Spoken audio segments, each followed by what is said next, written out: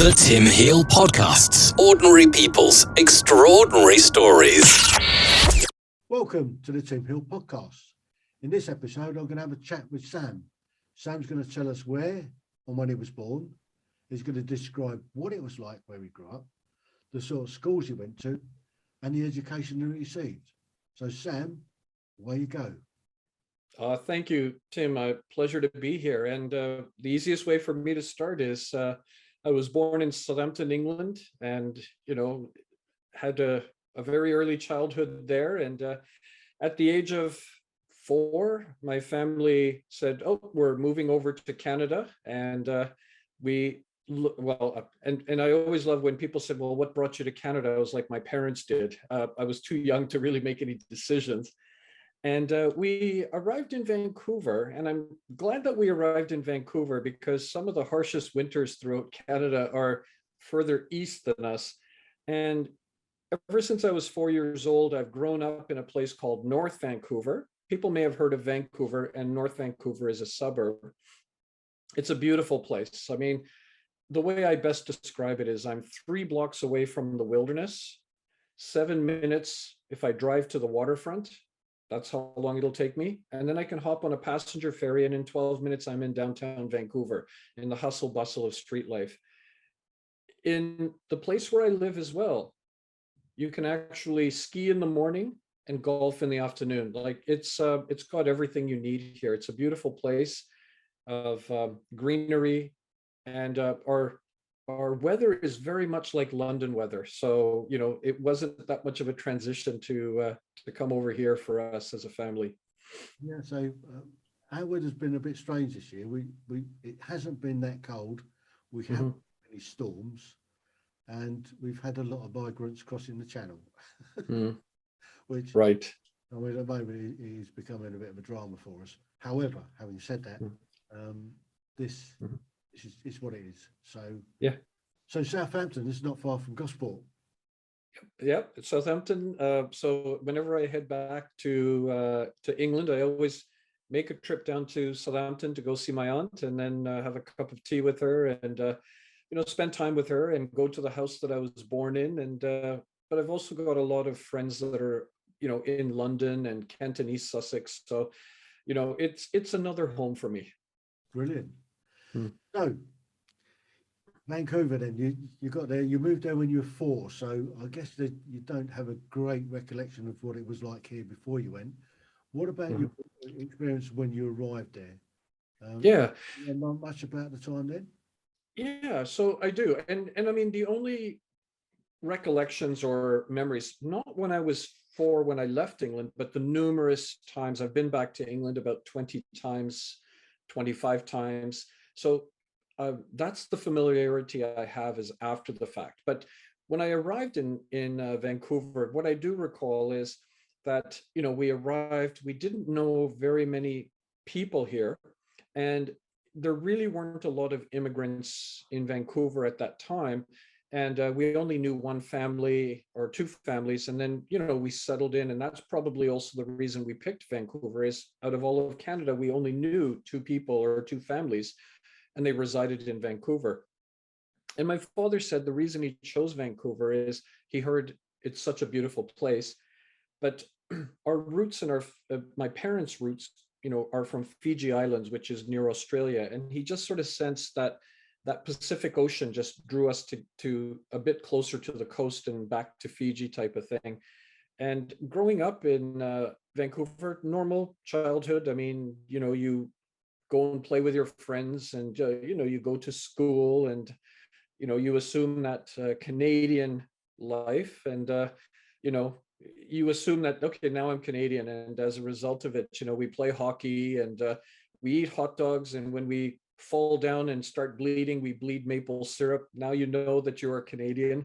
But growing up in primary school, it was just anything but just, it was all just a regular educational stream. And same with high school, in that what we found is that where we live in this place called North Vancouver, it's predominantly Caucasian, and very accepting, and you just sort of assume that life, and that was what it was like when we were growing up here in Vancouver. Um, what it really amazed us about Vancouver and me is how vast this place is. Because again, coming from England, uh, especially in Southampton, things felt congested, row houses and things. Whereas in Vancouver, it just seemed everything was so spread out and vast, and just the amount of trees that are in the area. That's what it felt like. And then, school was just a regular process for us as I went to school and got my education. High school was a little bit more challenging, if you'd like me to carry on with high school, because but go ahead. So, I mean, junior school was fairly a bit of a breeze then. So moved up to your high school. We call secondary school over here, but high school. Yeah. So what were the challenges there? Yeah. The challenges became a bit more of that identity piece, because you see yourself as Canadian, but then a little bit of that racism starts coming in.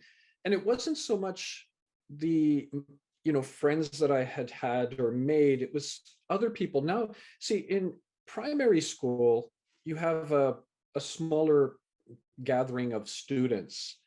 And then when you're in high school, it's a much bigger, broader environment. It's a much bigger environment. And people who don't know you, and they have their perspectives and perceptions. And yeah, I mean, I had some racism, but equally at the same time, it was one of those things of, thinking that, well, I'm Canadian. And then all of a sudden, when something, somebody either calls you a name, or all of a sudden just hits you because you're, a different color or ethnicity, it sort of brought me into a bit of a more of a blending into the back wall type of person, as opposed to being out in the front. And that's where high school was a bit more of a challenge. I mean, I again got my education and had friends and things, but I just became more reserved in high school. It wasn't something that I would say that I suddenly became projected out. So that's what my high school experience was like, is, just being present and just going through my classes. And again, it was fairly ordinary in that regard. So how did you do at school? I mean, your grades, Yep. were you streamed, or we just sort of all mixed in together? Yeah, I mean, yeah, we were mixed in together, and from a standpoint, I mean, there were some classes that I excelled in, and some classes that I found challenging. And that's where it was one of those areas of starting to find what that stream was, which resonated. I knew it was not going to be sciences, and math was a struggle. Actually, that was the bigger struggle, was math. Science was all right, but I realized those are areas that I'm not that familiar or interested in. Whereas things like geography, earth science really fascinated me. Understanding history, that fascinated me. So history and the different places around the world, those are things that really resonated with me. And I think I did then a business class in my last year, and that really ignited me with regards to, yeah, I think it's business that I think I would like to pursue in university. And that's where only by realizing those courses and testing them out, that's where it led me to the university environment. Okay, so how did you get on into university? What inspired you to go to university in the first place? I think it was just this continuity piece, and immigrant parents who said, you need to get a further education, and that was in front of you. One thing I do recall, though, is I applied to a local college, and then I went to my counselor just to say, look, this is what I've done, I'm going to go to college. And I recall what he said. He said, Sam, I don't know if that's the right pathway for you to go to post-secondary. And I was like, oh, what do you mean? And it wasn't the marks. He just said, I don't know if your personality would thrive in that environment. And I remember thinking to myself, do I withdraw my application from the college because they're not going to take me. I said, why would I embarrass myself? No, you know what? They're not going to call me. Well, I guess a couple of months after I applied, I got this letter because I never applied anywhere else based on what this person said. It said, congratulations. We look forward to welcoming you in September. And I was like, oh, what do I do now? I said, okay. I mean, they've told me welcome. And I'm like, this person said I shouldn't be going there. I said, no, you know what? Okay, let me just go. So I went. And it was an interesting environment because in college, you don't have those large, massive university lectures of 2, 3, 4, 500 students. It's about 35 students. It was a good transition from high school. I mean, what was it like? It was, I found from a mark standpoint, yeah, very much like high school. Some classes I accelerated in, some classes were a challenge. But I survived that first semester. But it was a challenge because someone told me I shouldn't be there. And I recall thinking like I felt like an imposter. Somebody's going to catch me and say, why are you here? You shouldn't be here. But I survived that first term. And then I said, okay, well, I'll carry on. And I did the second term and it was a little bit easier. I was like, okay. And then I decided, okay, let me apply for university, see if this can work. And I got in. College was great because that's the smaller classrooms. You got orientated, you just waded in. University was a different beast in a positive way, but it was a different beast compared to college due to the class sizes. Yeah. Did the fact that somebody told you that you didn't really belong there, did that give you a bit more of a push to prove them wrong, or did you just feel that you shouldn't have been there? Yeah, I think in the initial stages, I would say it was exactly that. The second part where yeah, maybe I don't belong here, but slowly it crept in to say it's not that bad. I'm actually going to carry on and prove you wrong. And that's the part that was really interesting because in university, that's where it really ignited that part to say, okay, actually, and a graduation from university, that's where I said, I can't believe I almost listened to you and how wrong you were. And it drove me to carry on in that regard when I was in university. And what was fascinating about university was that you now were dropped into literally a city. So primary school, very small. High school was bigger. College was bigger. And now the university felt like a city. And what I recall is you're now immersed with different cultures, different backgrounds, a much more global perspective of students from all around the world. And that ignited within me this idea of what am I missing with regards to my cultural identity more than just being Canadian? What am I, from a physical presence, I look Indian, but it was almost like you start meeting people who will ask you about your cultural identity, who are from India or Pakistan or other places around the world. And you struggle trying to answer the question because you've always assumed and seen yourself as Canadian. When I was in university, oh, sorry, go ahead. I thought your parents were from Fiji. Parents are from Fiji, but grandparents come from India. All my ancestries come from India as well. But the parents are from Fiji. Yeah. So let's have a look at that then. Yeah. What happened when you left university? What did you major in? What was your final degree when you moved on? Yeah, I mean, for me, it was the business made the most common sense because that's the course in high school that really resonated. But it was in college where I did a political science course and history, and both of those interested me. And I recall, starting to do some political science and history courses combined with my business.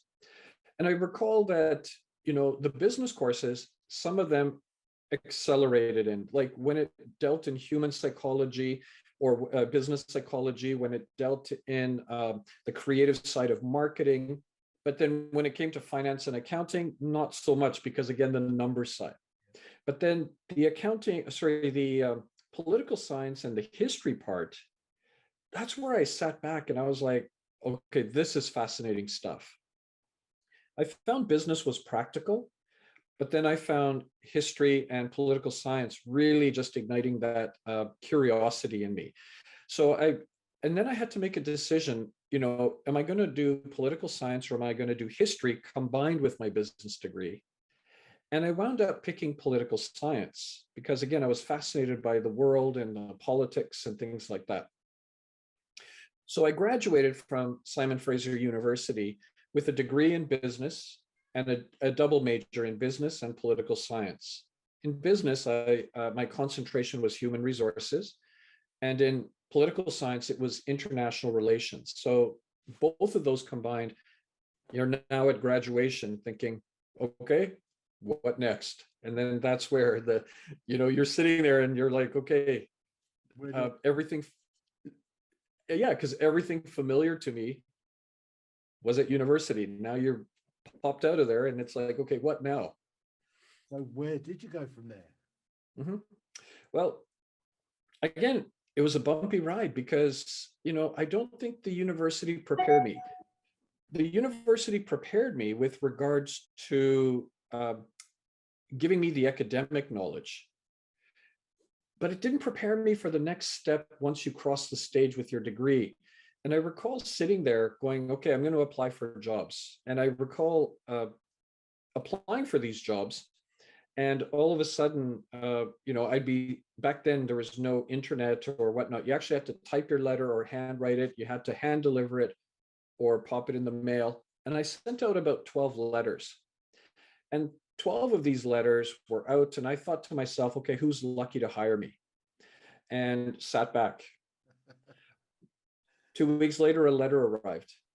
And that letter basically, when I opened it up, said, well, thank you for applying, but we don't have a job for you, but good luck. And I thought, well, that's okay. I've got 11 letters.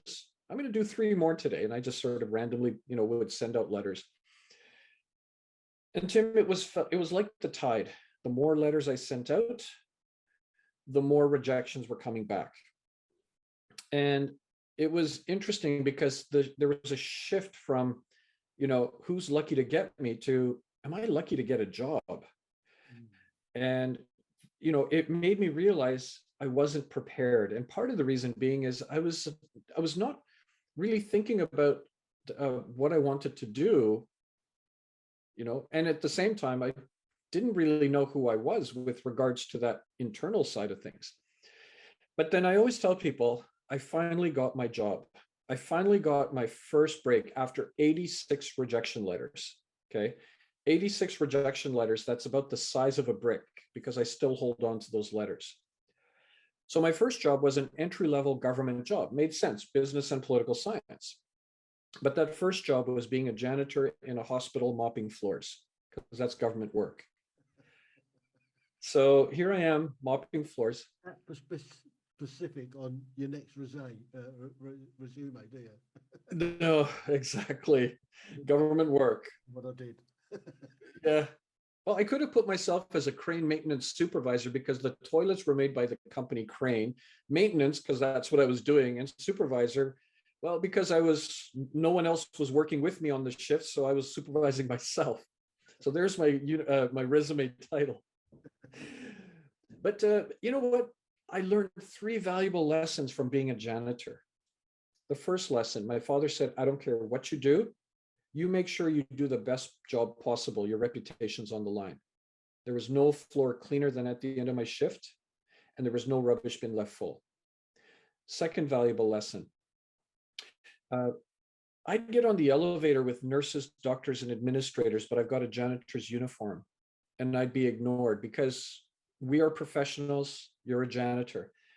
I know what that feels like. So this is why I talk to everybody. I mentor and coach and support. It's been about 5,000 conversations to date to help people. I am not going to ignore you. And the third valuable lesson, instead of looking at it as I have a degree on my wall and I'm mopping floors and emptying rubbish bins. Am I going to learn something here?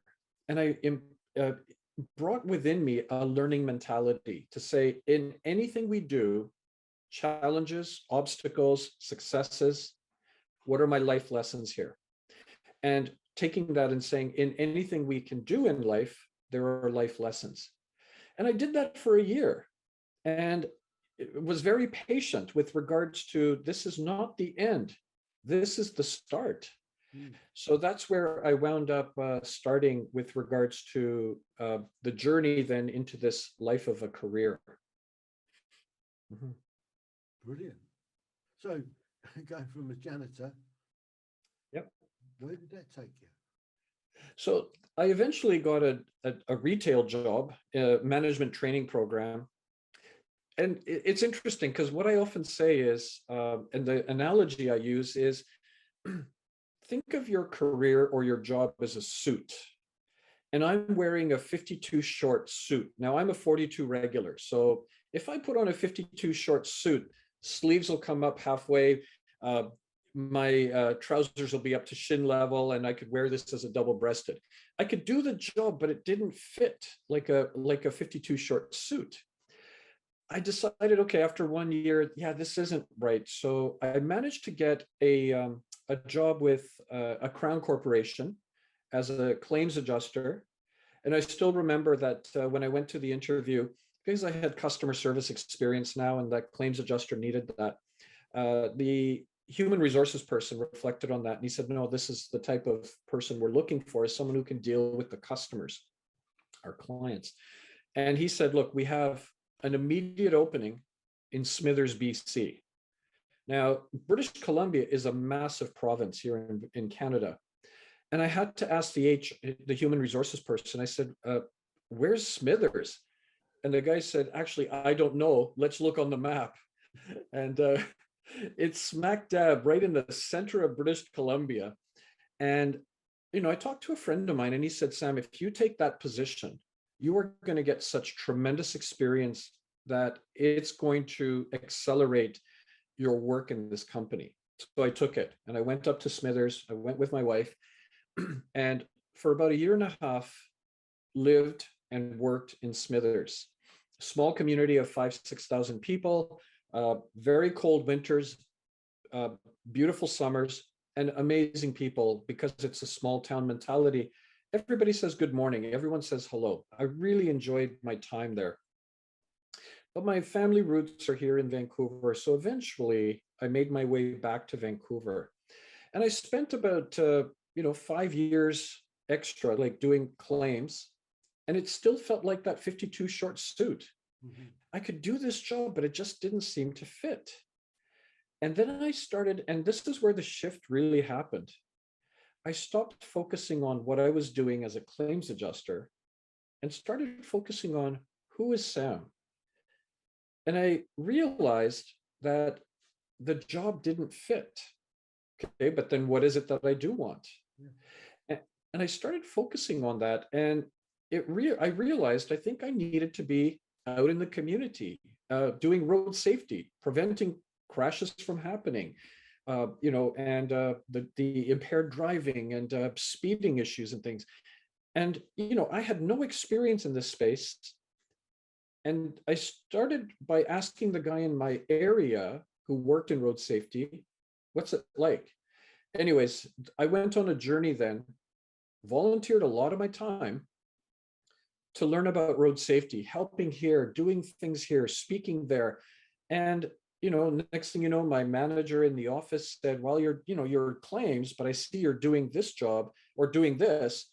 I think, we'd like to build a community relations piece in our office. Would you take that on? And I was like, of course. And I still remember after 8 months of doing this on my own, no pay for this, I applied for a job in road safety and I didn't get the job. And everybody said you made the biggest mistake of your life. Well, here's the thing. I was persistent. I said, nope, I'm going to carry on. I'm enjoying this. This started to feel like that tailored suit. And after 14 months, I got the job in road safety. And everybody said, how did you do it? Because they don't hire without experience, but they never saw the work in the trenches. They never saw the hard work in between. So I got into road safety, and oh my gosh, that tailored suit felt so good. That tailored career felt so good, because now I was doing something that just resonated and it made me feel great. And I did that for an extra 6.5 years. So how, I mean, why did it come to an end then? If you were enjoying it so much?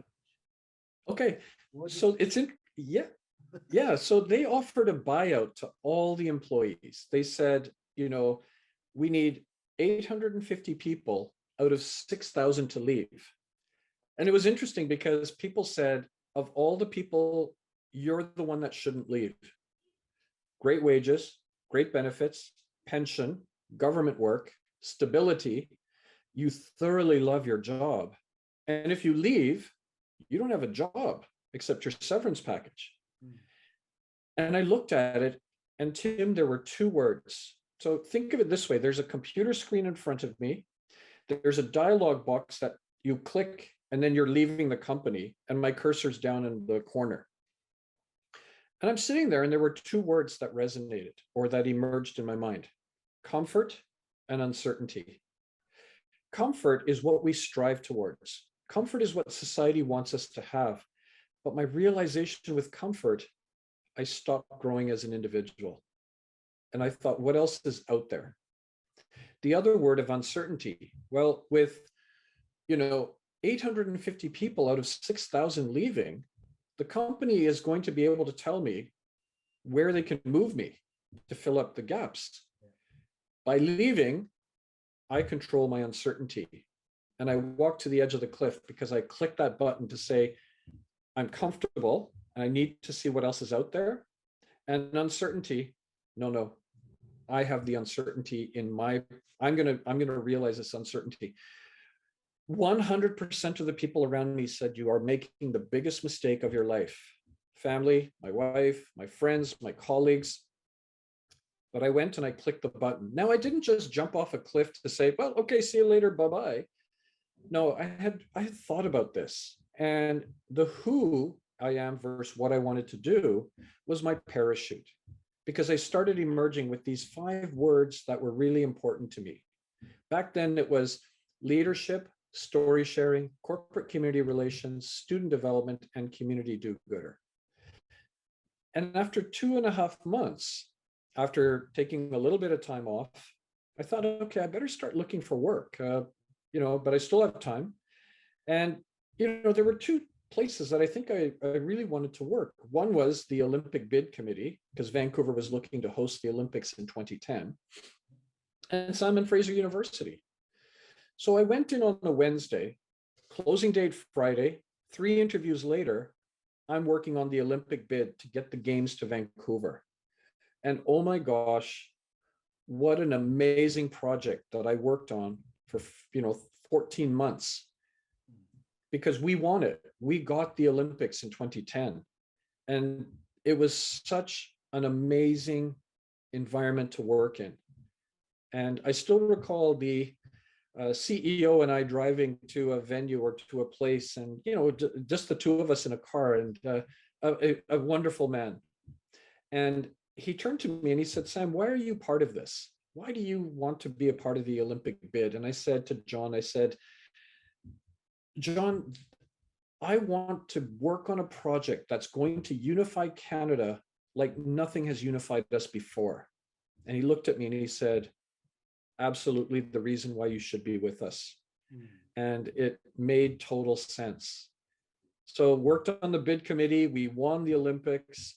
And then I thought, I took 7 months off after that. It was exhausting because I worked from 8:30 in the morning to 10 o'clock at night almost every night. And when the IOC visited, it was 4 a.m. to midnight, and they put us up in hotels. But you know what? I never felt drained, or, to the point where you were just like overdone. And no, because we knew this is what we needed to do. And everybody just pulled together, and it was magic. And it was one of the most amazing team experiences I've ever had. Oh, brilliant. But I've one beef with the Winter Olympics, Yeah. and for years we've been trying to get my sport Uh-huh. into the Winter Olympics. My Right. sport was the Yeah. original way of skiing.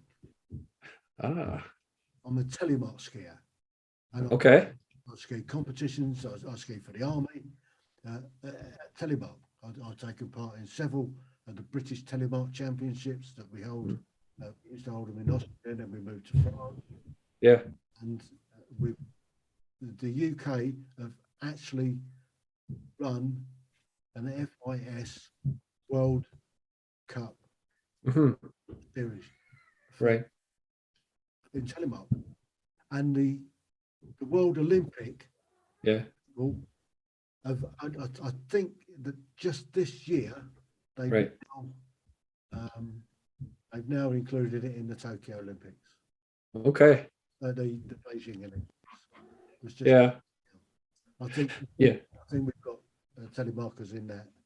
Yeah. And I think what usually happens is with the Olympics is that they evaluate sports and then they will pull sports out and put sports in and things like that. So it's just a matter of, which ones make it. And no, that's good to hear that it will be in Tokyo.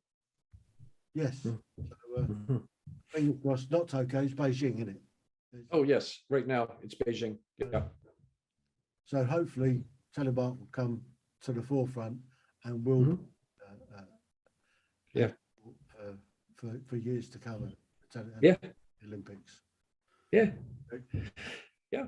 So that was working on the Olympics. And then after 7 months off, I said, okay, now time to get back to work. And I thought, okay, Simon Fraser University, you're next. And I remember I applied 8 positions and no interviews, but that's all right. I kept on volunteering and, being on campus, doing speaking gigs and things like that. And on the ninth one, I remember somebody said, wait, this guy's applying again. Has anyone ever talked to him? And people were like, no. And they're like, maybe we should talk to him. And I remember coming in with to speak with the associate dean, and they had this position called student engagement. In other words, students are coming to school, doing their classes and going home. And my associate dean, she basically said, engage the students. And I told her about my letters and rejections, not being prepared, that I was mentoring and coaching young people while, through all of this work that I've been doing previously. And and I showed her the letters, and within 30 minutes, she called me and said, you've got the job, here's a budget, engage the students. And what I recall as well is she had tapped into my reference, which was my director of communications at the bid committee. And my reference from the bid committee, my director, who I'm still very closely aligned with, she said, look, you better hire him. He only wanted to work for us and he only wants to work for you. He's not going to stop till he starts working for you. Just hire him.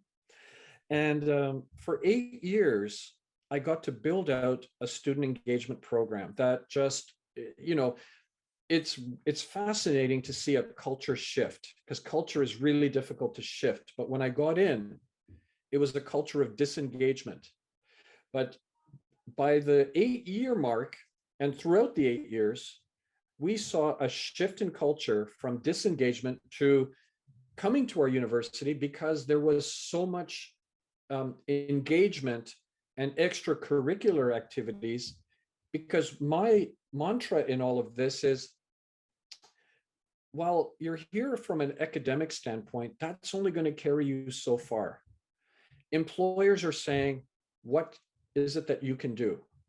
What is it that, the soft skills and, the ability to critically think, to be able to have a dialogue and discussion and things. So I wound up building on the student engagement piece and building out this entire platform.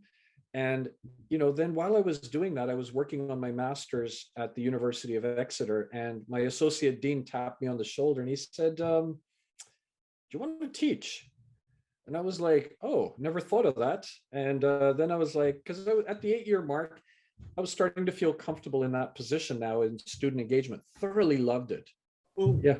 That's now that 8 years piece of Mhm. getting student engagement going Yeah. Yeah.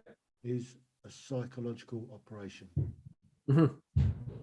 Is what psychological operations is all about. Is changing an attitude and a Yeah. behavior target audience. Yeah.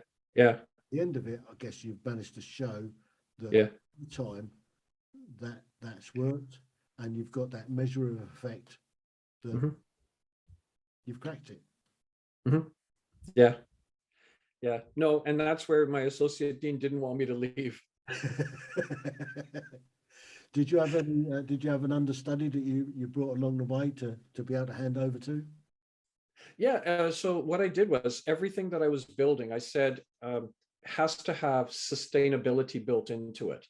So it's not just about, and that's a critical piece. I think that we have to always realize is when I step out of this role, does it collapse or does it carry on? And to this day, and that was probably about yeah, maybe 10 years ago that I left, and I'm still with the university, but the things that I created back then are still running. Now there may be modifications, they may be retooled, they may be all sorts of things, but the continuity is still there. And I think that's one of the richest things. But also, when I got my master's from the University of Exeter in leadership, I remember sitting at that graduation ceremony and thinking to myself, that counselor from high school, oh my gosh, I can't believe how wrong they were. Yeah. And then now I teach in university. Sorry, Tim. Down and say, "Oi, you're wrong, mate." Yeah, no. I think the biggest thing in all this is my realization that someone in authority can have such a profound impact on you. I'm going to go the other way, and I'm not going to just say nice things to you and then walk away going like that person's going to have a ton of problems, but it's okay. I made them feel good. It's not about that. This is why I've had about 5,000 conversations to date with people from 15 to 45 year olds to say, what's important to you? And how can I support your journey to get you where you need to go? This is why the 5 things that I'm not willing to compromise have shifted to servant leadership, story sharing, activator igniter, champion enabler, and community do-gooder. So this is where those things I now embrace and activate to support other people in their journey. That's fantastic. Yeah. I think I think you just about cracked it there. I really, really enjoyed today. Yeah. Well, Tim, it's also, by doing all of this and making your own tailored suit, the best way for me to describe who you see before yourself is a speaker and a storyteller, a writer and an author, an educator, mentor and coach, problem solver, entrepreneur, and a community activator. That's who you have before you. Yeah. And what I always say, though, is 2 things. Obstacles are the necessary bricks on your road to success. Do not fear the obstacles, embrace them, because that's where the magic and the lessons are hidden. So pursue those and never fear those obstacles. Yeah. I And think the second, sorry, go ahead. Sorry, Tim. that's a really good way of looking at life. Um, Out of adversity, you can succeed. Mhm. Without the difficulty, the hard knocks, you won't progress to Yeah. be the best that you can be. Yeah. And I've lived that my whole life. Yeah. People knocking me about, and I just get up and get on with it. I'm May one of as well. those people that have got my cup's always half full. Yeah. Yeah. No. Never half emptied it. Yeah. No, I agree. And the second quote that I live by, which I always share with people, is everyone's life is an autobiography. Make yours worth living. In other words, we're all stories. And, people are reserved in sharing their stories because it's either insignificant and nobody really cares about it, or what are people going to say? Like, I'm going to be judged. And I'm like, no, you're a living story. Every single person is writing an autobiography. I'm not saying you have to go out and do dangerous things, But what I'm saying is realize your significance in this world, because your autobiography is worth sharing. Yeah. Well, that's when I speak to people about coming on to my podcast, they say, well, I haven't really got much of a story. I ain't done much of my life. And then I start asking them a few questions. I say, that's interesting. People really will want to listen. Yeah. I've got people on that were reluctant to do it, and they've come on. They've had a really good time, and they've told their story, and it's come out, and I've had some really, really positive feedback on some of the guys that thought they hadn't done it with their life. Right. Yeah, absolutely. So I'm doing my bit. So, Sam, thank you very, very much. That has been really, really interesting, and I wish you every success for continuing what you're doing. Thank you, my friend, and I appreciate it, and the fact that you are helping people tell their stories, and that's a huge plus for, the individuals who, may feel that they're ordinary, but actually you're pulling out the fact that no, you're extraordinary. Everybody is. Great. Thank you very much. All the best. The Tim Heale Podcasts. Ordinary people's extraordinary stories.